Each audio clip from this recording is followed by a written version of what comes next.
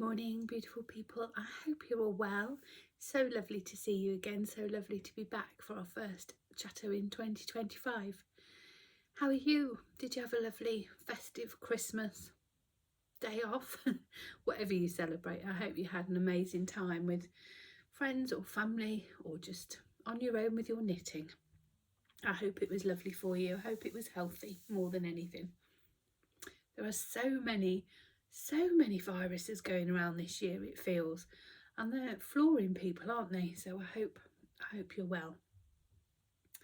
It's absolutely stunning day here today. It's the perfect kind of winter's day. It's bitingly cold. It's -1, which I know we in the UK are snowflakes. If you are elsewhere in the world, -1 is positively tropical. But for us, that's bitingly cold. It's a kind of cold where you're all wrapped up in your knitwear, but you've got a really red nose and really red cheeks. I love it. It's frosty, but there's the bluest of blue skies and the sunshine is just stunning. Perfect dog walking weather. Speaking of which, there he is, fast asleep on the bed. So, crafty wise, I had a lovely Christmas. Yeah, lovely. It was really quiet. It was just Nick, Megan and I. And then last minute, Mum and Dad's plans changed because Mum and Dad both got a bit of a, not much more than a heavy head cold, but they just didn't feel like travelling and going to stay with family and things. So, yeah, they stayed home. So it was just 5 of us. So it was lovely. And yeah, the highlight, I have to say, was the Gavin and Stacey Christmas special. Oh my goodness. Oh my Christ. If you know, you know. If you don't know, you'll think I'm just being a bit dramatic. Oh, I loved it. I thought it was perfection. It was perfect ending, perfectly written. It was just, I've watched it about 4 times since. And I will continue to watch it. So what have I been knitting on? Mostly our yarn club yarn. So you may or may not remember last time we spoke, I think we just launched our 2025 yarn clubs, which just as a bit of a recap is Santa's Secret Sock Club. Say that with your teeth out. Santa's Secret Sock Club is a mystery sock club where each month through 2025 you will receive a sock set of Christmas themed yarn. And the point is that, well, do you ever need a point to knit Christmas yarn all year round? By the end of the year, you're going to have a stack of 12 Christmas themed socks that you've either finished your gift knitting, or like me, you're going to have 12 pairs to wear every other day through Advent. And then I have plans to run the same club next year. So in 2 years, I'll have 24 pairs of Christmas socks. So I will have a full advent of socks. I say me, I've decided to knit them for Nick. He's incredibly knit worthy, sock wise. He's a knitter himself. He appreciates knitting and time and effort and all that. But yeah, he doesn't have many socks, whereas I have dozens. So yeah, I'm doing him all the Christmas socks, which, pardon me, I've just finished a smoothie. It's lovely. I'll show you this actually. I bought this when I had COVID. The other half that you can remove this and then it sits on like a little blender. It's by Ninja, and then the blender comes off, the lid, the cap on the bottom goes on. You can just drink your smoothie direct from the blender container. But yeah, I like it a lot. I didn't used to like smoothies. I don't like milk, so I do yogurt, fruit juice, and then I put in some porridge oats, and then any sort of frozen fruit. I had cherries, strawberry and banana today. Whisked it up. Bob's your uncle. General waffle, and we're off, friends. We are off. 4 minutes in, already on a tangent, already waffling. You're welcome. Welcome back. Nothing changes. Well, actually, there's lots of changes, but I'll talk about that in a bit. What was I talking about? How did I go from Santa's Secret Sock Club to a smoothie.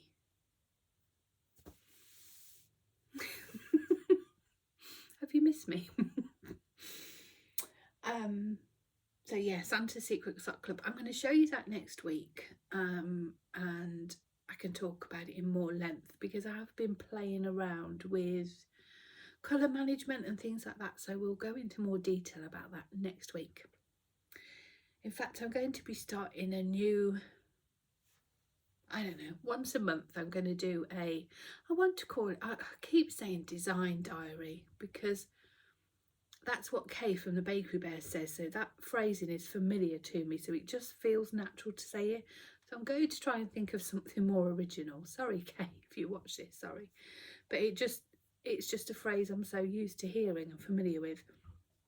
But I thought once a month we'll sit down together and we'll talk about our sock club yarns, show you the inspiration, show you how the colour was developed, perhaps do some snippets from in the studio. I'll show you the test knit process we go through, then how we change it, adapt it, tweak it, all that sort of thing. So a bit of a more deep dive into how we develop a colourway that then we just put out there. I thought that might be quite interesting, a bit of a behind the scenes, if you will. I'm going to do that once a month, so I'll show you that next week. Anyway, let's just show you some knitting, shall we? Last time we spoke, I think I had started these. Yeah, I definitely had. Another pair for Nick. These were his last, you may recall I did him 4 pairs of socks for each of the Sundays of Advent, and this was his last pair. They haven't been blocked, but I haven't let him wear them either. So there are 2. These are the Fading Light of Day colourway. It's a really nice colour, really lovely variegated colour. And the contrast I've used for the heel and the cuff is Iron Bridge. I knit him a pair of Iron Bridge socks, so this was just part of the leftovers. I always do my socks magic loop. I always use a 2.5mm needle, regardless of whom I'm knitting for. I think I nearly always do a traditional heel flap and gusset, and I always do the little garter edge there, or at least I've been doing that for the last, I don't know, 6 or 7 pairs of socks I've knit, and I've no plan to change that. I really enjoy the process. I love the look of it. I think it looks incredibly neat, if that is indeed important to you. I just really like it. Just gives a really nice detail. I always do the Umbrella Toe by Kay Jones. I really like a rounded toe. I don't particularly like a wedge toe. And I really like the knitting of this. It works for me beautifully. It's all knit 2 together decreases, so we don't have to worry about that tricky little slip knit gap and all that sort of nonsense. And I really like it. I've been using this heel for a long time. Before Kay developed it as the umbrella toe, somebody who I used to connect with on Instagram gave me a very similar toe, and I think it was called the Whirlwind toe. So yeah, I've used it for a long time. So that's another pair of socks for Mr. Man. He'll be pleased he can have those now. Ends are all woven in, which you would assume is a given, but please never assume that with me. I do have form at not weaving in ends. So yeah, Nick will be pleased he can have those. My other bit of knitting, which is still in a Christmas bag, my lovely Ginny Makes bag. Gilly and I are doing a bit of a quilt along. Gilly does this beautiful free motion applique. I don't know what you call it. She does a lot of these knitted ladies, knitting angels. Honestly, she makes it look so easy, and we're doing a quilt together. I have done this technique once before with Gilly at a little workshop I attended, and it was, well, I say workshop, it was just an informal thing between friends, and I really enjoyed it. So we decided to do a quilt together using this technique, and oh my gosh, I can't get it right. I think it is just practice, it's perseverance, but Gilly makes it look as easy as you like, and it really isn't. So respect. The next sock I have been knitting is our first Dahlia Society Club colourway. So we're doing Secret Santa Sock Club, and then we're doing the Dahlia Society. The Dahlia Society isn't a mystery, and it's all singing, all dancing, so it covers socks, shawls, hats, jumper, you name it, you know. I've shown you the shawl before a couple of weeks ago, didn't I? Or a couple of podcasts back. And I decided to knit a pair of socks. I'm on the second sock. In fact, I'm on the toe of the second sock. I've just done my first decrease.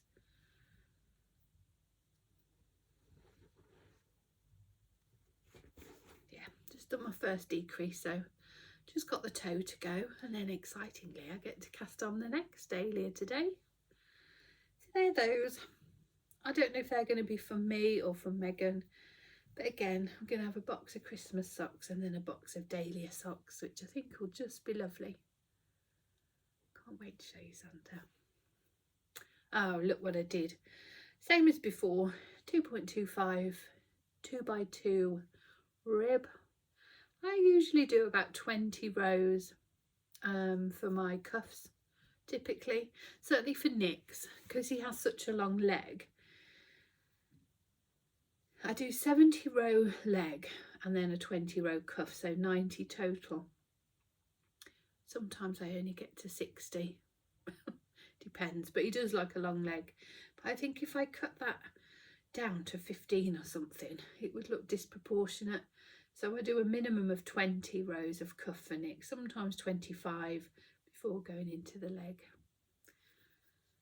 I don't always do 20 for me, I often do 15, and then I go to 60 rows total for my leg. But on this particular pair, I did 20 rows and then 40 rows of the leg before going into the heel flap, again with the little garter edge there. But look, this one, I only did 15 rows. What a Woollay, look. I didn't notice until I was doing the heel flap. I thought, well, there's no way on God's earth I'm going to rip that back and correct it. So I just added in the extra 5 rows of leg. So they're the same length, they're the same stitch count. There's just more.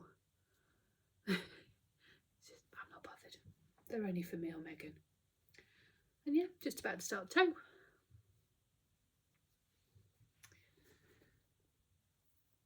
That's those.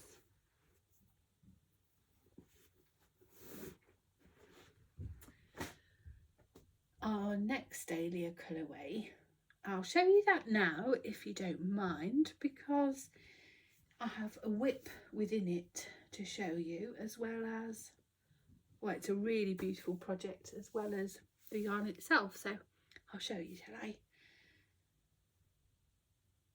This is Nick's knitting. He wanted to start a shawl over Christmas. He really enjoys knitting shawls. We've spoke about this before, how Nick and I have really different needs from our knitting. Nick needs to be engaged row by row. He needs to have to think. He needs to be challenged. Whereas I quite like just going round and round. I like to be able to nod off. I like the rhythmic, meditative process of it. Sometimes I like to think and I like to have that little bit of engagement, but quite often I just enjoy the simplicity. Nick never. He really, that's why he won't knit socks. He just finds them boring. He needs to be engaged. He needs to have to think. He needs to have to tick off each row. He likes projects that have different textures within it, and then different colour play and pattern changes. So shawls really suit him. So he spent some time looking for a pattern. He was thinking of doing the Stephen West hibernation shawl. Is it the glow hair frost shawl, something like that? But Nick doesn't get on too well with fluffy yarn, so that was a no-go. And he stumbled across this pattern. It's called the Falderal shawl by Romi Hill, designed by Romi. I think her name's Rosemary, but she goes by Romi. And it was her 11th annual mystery shawl. It's a new designer to us, not as in like Nick follows her on social media and things and really admires her work, but neither of us have ever made a shawl by her. And from what I can see, her shawls do tend to be quite complex. I wouldn't say they were necessarily a beginner shawl. They're quite intricate lace. I'm just looking for a picture to show you. That's not, it is in black and white, I'm afraid, but you get to see the overall effect there. Lots of intricate lace. And Nick is really, really enjoying it. There is a YouTube series to go with this. I think she did it. It was a mystery knit along, but she tries to do it quite interactively. So along with the sort of weekly drop of the pattern clue, she also did a sort of YouTube series to go along with it, and it's quite bizarre. It's almost like doing, I think she did it live as well, so there was an interaction with the audience, so it's kind of chatty, but at the same time she's trying to do it as a tutorial, but because it's interactive, I don't know, it's a bit of a funny one. Nick hasn't got on too well with that, I'll be honest. He finds it quite frustrating. He's quite a visual learner, so whilst he can read the pattern, he can comprehend the pattern fully. He has gone over to the YouTube channel and sort of like, okay, what do I do there? And it's left him feeling frustrated. I don't know whether that's because Stephen West, you know, love him or hate him, love or hate his designs, he is phenomenal at what he does and phenomenal at teaching. And when you watch his videos, I've said many times to customers over the years, be that in our shop or at yarn shows, if you can knit and purl, you can absolutely knit any one of Stephen's patterns by following his tutorial, because he literally takes you step by step by step, literally stitch by stitch by stitch. He will show you knit English style, the continental style. He'll interplay between the two, and he is just brilliant at what he does. And that is a real skill, and I think we, Nick and I, certainly have been spoilt there. Yeah, it's good, but it's not particularly great at teaching, is what I will say. The pattern's perfectly well written. You wouldn't need that. There's no mistakes in the pattern. I don't want to be a Debbie Downer in that respect. It's a beautiful pattern, but if you do need the learning style, the visual learning style, that's a bit challenging. And she only shows it really continental style. She very occasionally will show you 2 stitches English style, but not really. But that's, you know, that's Nick's only feedback with it, really. Other than that, he's loving it. I'll show you where he's up to. I will link all the patterns that I talk about in the little description box down below. He really likes a new one. I'm not sure, it says her 11th. I don't know if that was last year's or the year before, I'm not sure. But he said her new one he really likes too, and we will definitely knit another pattern by her. He really will. So let me show you the yarns. So he's using what will be the 2 skein colour pack. Oh, and the Dahlia this month is Cafe au Lait. So it's a really gentle There's, oh, it's getting blown out a little bit. There's peaches, there's beigey browns, there's champagne, it's really pretty, and it's got really delicate little speckles on it, and the contrast colour is this lovely green to make a really beautiful kit. And this is where he's up to. It's really hard to show, isn't it, lace? Because until it's blocked, you're never going to see. But I'll tell you what, let me take this off and let me hold it against my black dress. That will work well, won't it? Oh yeah, there you go. Isn't it lovely?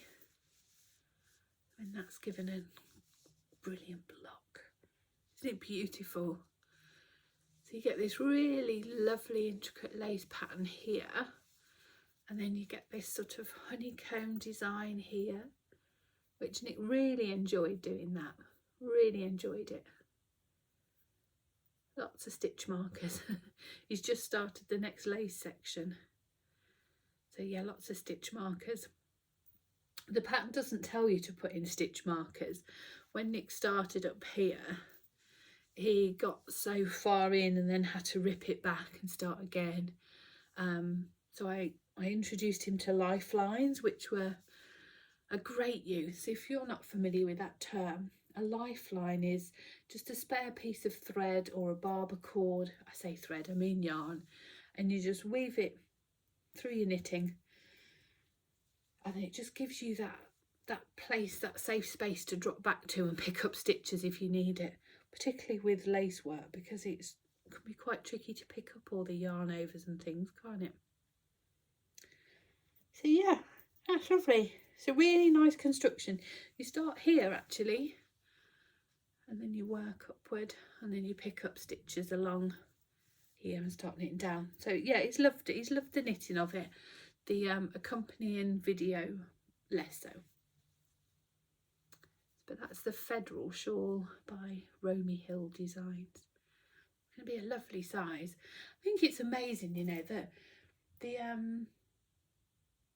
Silver River shawl I knit last month was 2 skeins, and I had quite a lot of leftovers of the forager, and this is the same. It's going to be such a big shawl for two skeins, and I mean, this just really needs a, oh, look at that. Isn't it beautiful? So pretty.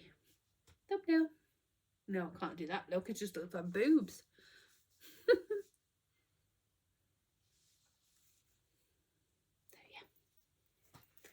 Do you want to see what else is in Nick's knitting bag? What's in Nick's knitting bag? Let's have a look. He's got a jumper in here. Oh, he's really upset with himself for this jumper, but I'm sure he will finish it. It's been on the needles for ages and it would be easily finished. But again, he's a bit bored. Let me just stick that down there. It's heavy, this jumper. It's lovely. Again, this is Nick. He likes an all over cable jumper. I mean, look at that. Isn't it beautiful? Absolutely beautiful. He's on the second sleeve. And the reason he's not continued knitting this, he will finish it. I mean, he's on the second sleeve. It's nearly there. The reason he hasn't continued knitting with it, and actually you can't see on camera, you can't, well, maybe you can. Nick and I can't figure out a way of helical knitting a design this intricate. So he's literally done 1 skein and finished, done the second skein. And I don't know why or how this happened, because Nick's fastidious really in his work, in his dyeing work, and if somebody orders a sweater quantity, he always does it in the same batch, and yet with his own jumper he didn't. We just took 2 random ones off the shelf, and you can see that colour change there. Look, halfway between I mean, it's not that noticeable, but to Nick's eye, and Nick is, as I say, he's a real stickler for his work. He takes immense pride in his work. That is totally unacceptable, and it's put him off the whole project. But I said he absolutely must finish it because it's too beautiful a piece not to finish. I can't remember the design of this. I don't know. The pattern's over in his little folder somewhere. I'll look it up and I will drop it in the description thing below if anybody's interested. But it is beautiful. So that's what else is in Nick's knitting bag.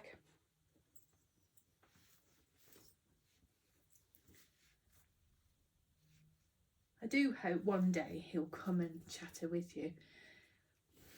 I don't think he will, in all honesty. It's not his thing at all.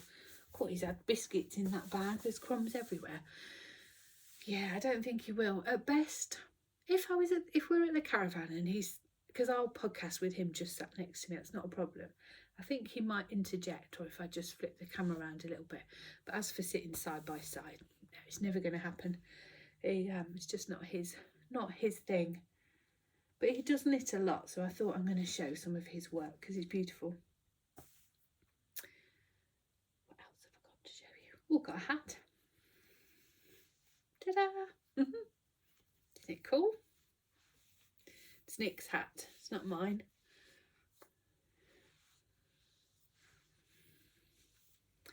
This is a pattern by Woolly Wormhead. And isn't it lovely? Can't remember the name.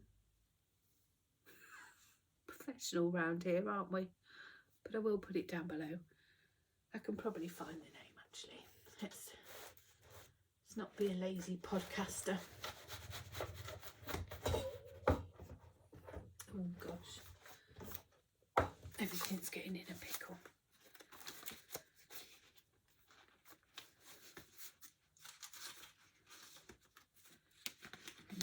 I think it's been took out.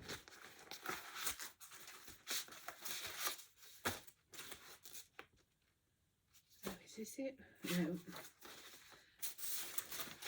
No, I'm not sure. I thought the pattern might be in my little folder here, but it isn't. It's from, oh, there it is. Is that it? Yes, here it is. Oh, the cheeky devil. He's pinched my folder. So the pattern is called Earth. Let me cover that up. It's from Woolly Wormhead's Elements range. And it's this one that we've done, this Earth Toph, T-O-P-H, Earth Toph. And we've knit a couple of these style of hats from Woolly Wormhead, and they're absolutely fantastic. I think it looks so effective, so intricate, and really it's not a difficult hat to knit. It's knit flat and then it's Kitchener stitched at the side. I'm trying to find it, but I can't even see it. Is that it?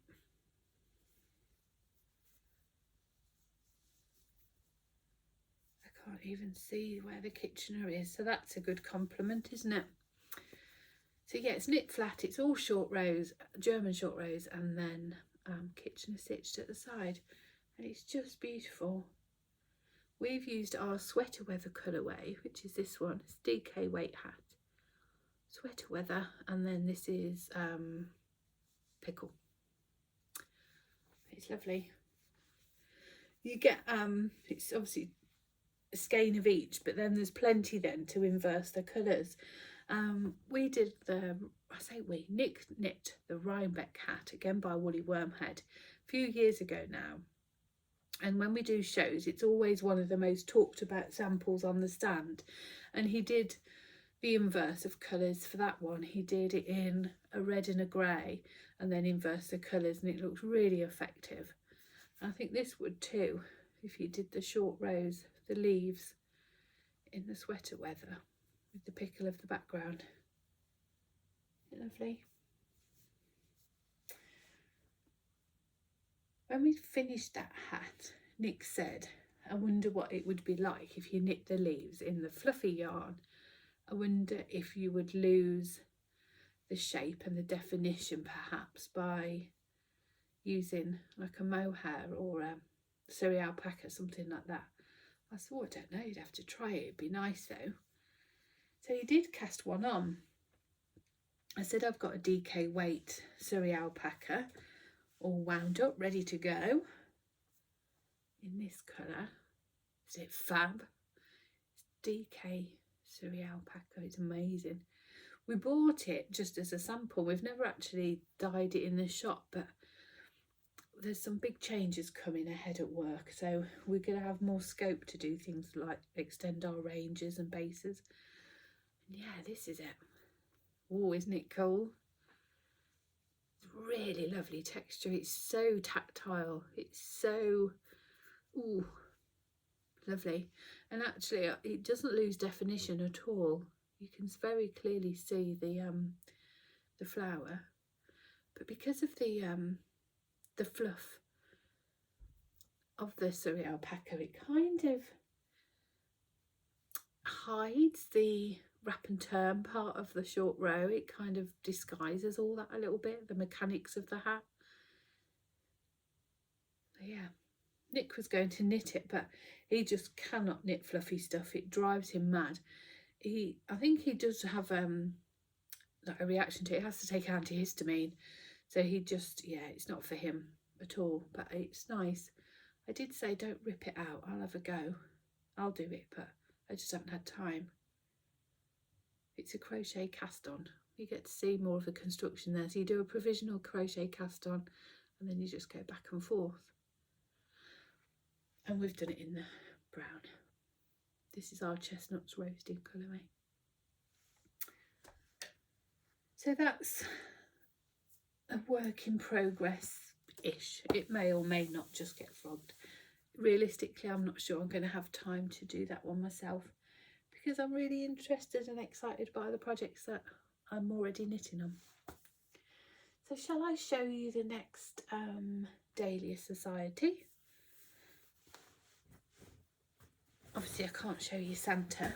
Our yarn clubs, if you are interested, they go on sale on the 15th.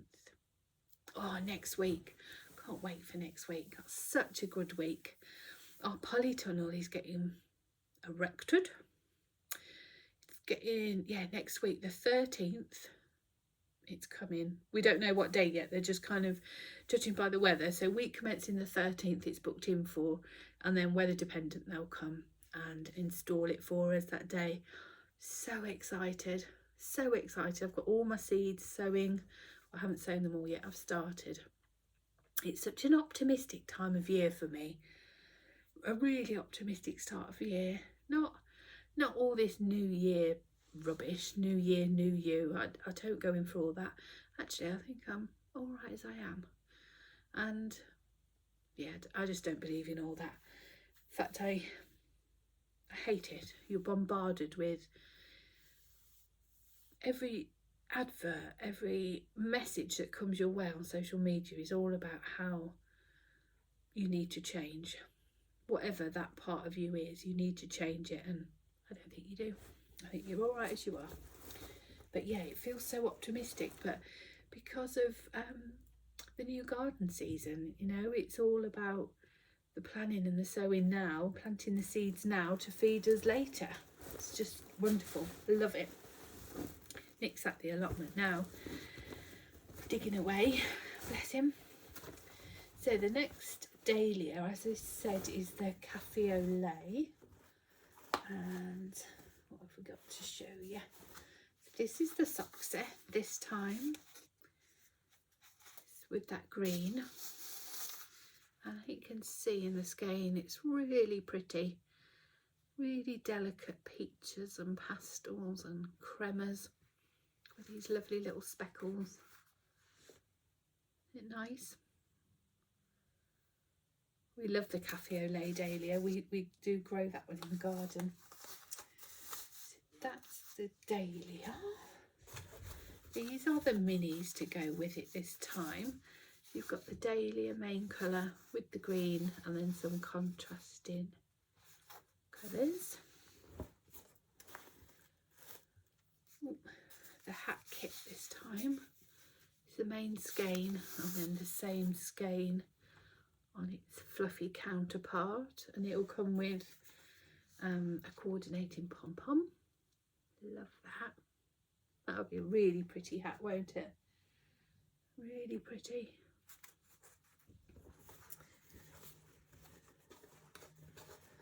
This is the 2 skein shawl kit, which is the main skein and the green. This is on the DK base, but the 4-ply will also be the same.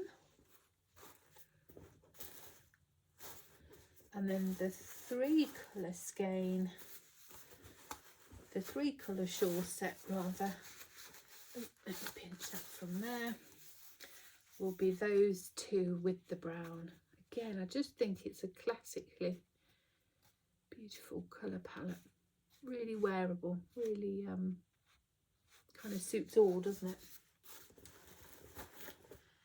I've got my skein all wound up, ready to go. I'm going to knit a pair of socks, but I also want to do a hat.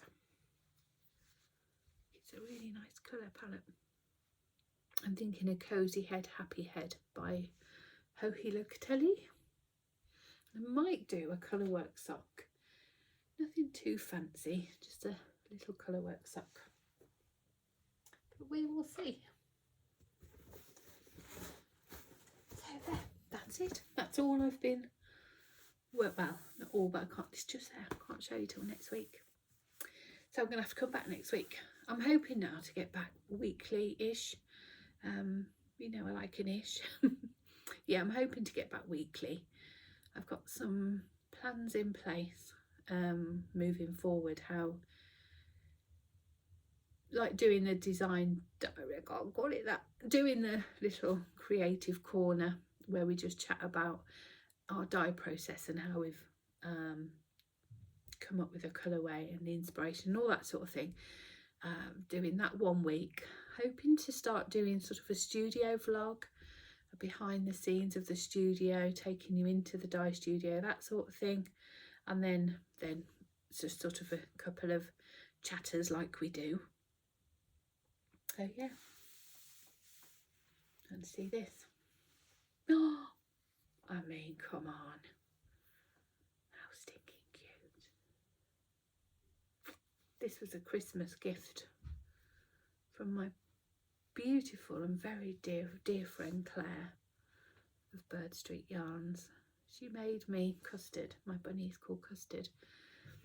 It was a birthday come Christmas advent, so I opened custard on my birthday, and then I had something every day up until Christmas Day to open for custard. And this outfit is her allotment outfit. These are her dungarees and her t-shirt to wear at the allotment. This is her little bag of snacks, a little bag of carrots.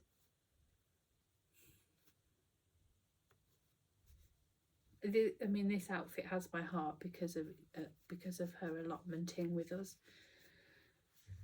She also has a little basket of chickens. These are her friends, these are her pets, and they're called Paula, Gayna and Becky. They're her chickens, her friends. This was her Christmas Day outfit. I mean, the effort that went into this. Mum and I cried every day when we opened a parcel. This was her Christmas Day outfit. A very posh wool coat. And a beautiful skirt.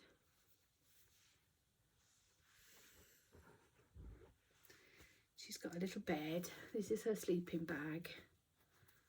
This is her teddy, Crumble.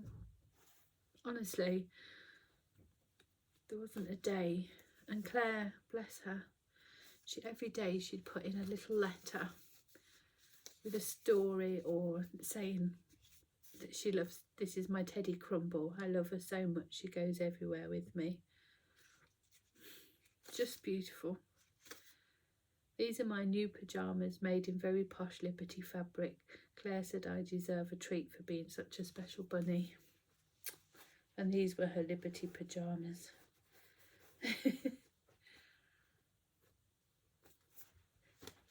Such a beautiful, beautiful gift. These were her Liberty pyjamas. And look at that button. I mean, the care and the work that's gone into making this. It's just mind-blowing. I feel very, very special. Very, very lucky. Just beautiful. She's very treasured. And you know your friends are crafters when they line the box not with tissue paper but with Liberty of London fabric. And the gifts are all wrapped in Liberty of London fat quarters, not tissue paper. That's when you know your friends are keepers. Anyway, my darlings, it's lovely to see you. It's lovely to be back. And thank you for keeping me company. Thank you for your friendship as always. And we'll catch up next week. Have a good one.